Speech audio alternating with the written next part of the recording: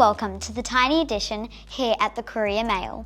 My name is Samara, and today I get to interview from Hot Tomato, Emily Jade.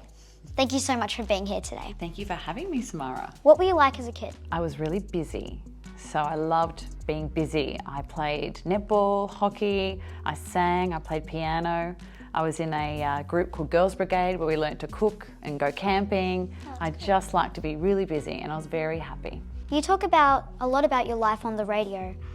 What would you never talk about? I do talk about nearly everything.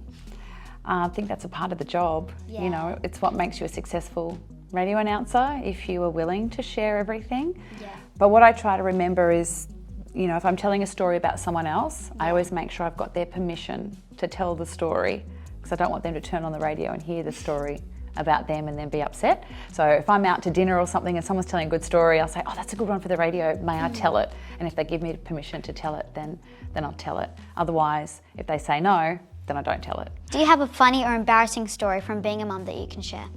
I've got lots. My children embarrass me all the time.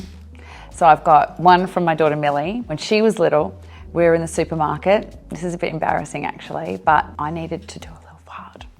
And I was in an aisle and there was nobody around. And right as I did it, Millie went to hug me from behind because she used to like to hug me and like press her face on my bottom because it was nice and soft. And right as I did that, she went, oh, Mum, you smell. And somebody walked into the aisle. Oh my gosh. And the other one from Teddy, when he was really little and I was still breastfeeding him, we were at Westfield, Carindale. And I didn't realise that when I was carrying him, his little hand had pulled my top to the side and I was walking around Westfield with my boob out. Oh my goodness. And a lot of people were smiling at me. Can you tell us about the most memorable interview you've ever done? Memorable interviews, I've interviewed Hugh Jackman. He was really kind and very funny. I've interviewed Chris Hemsworth and I made him a cup of tea before the interview and I made it with honey and I got him to drink out of my cup. And then he said it was the best cup of tea he's ever had. Oh, wow. And then that cup was very special to me. And then one day it broke and I was really heartbroken. So sad. So sad. Can you tell us about the most memorable prank you've ever done? There's lots of them. When I started out in radio, pranks were like a really big thing. So I once didn't shower for 3 weeks and I had to go to a wedding and I wasn't allowed to wash my hair or have a shower for 3 weeks. Oh my gosh. That was pretty gross. I've had chocolate put on my body and have dogs lick it off. We did a stunt where it was like an April Fool's Day joke. And they said that if I lost a particular competition, I'd have to stand out the front of the radio station in only a G-string or in a G-string, right? Oh my gosh. But we tricked everyone and I put a guitar G-string around my arm. And the people that turned up to see me in a G-string were not happy. What is the silliest thing you're really good at? Do you know what I'm good at? I am good at looking at the pantry and being able to create a meal with whatever ingredients are in the pantry or in the fridge. So my family will always look in the fridge and go, there's nothing to eat. And then there'll be an amazing dinner on the table and I've managed to put it together with all the different food. I feel like it's a skill.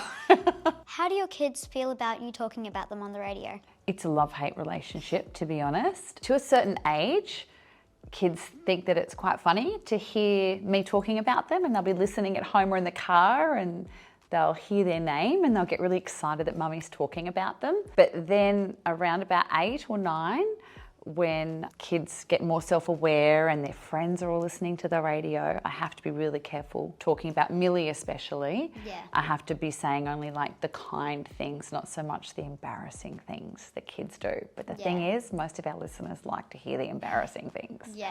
Sometimes they love it, sometimes they hate it. So if something happens, I ask them, am I allowed to tell that on the radio?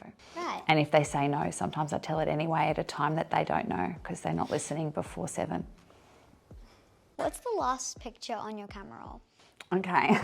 It's usually something of my kids, but Oh, that's so cool. yeah, it's me with Shepherd, the band Shepherd.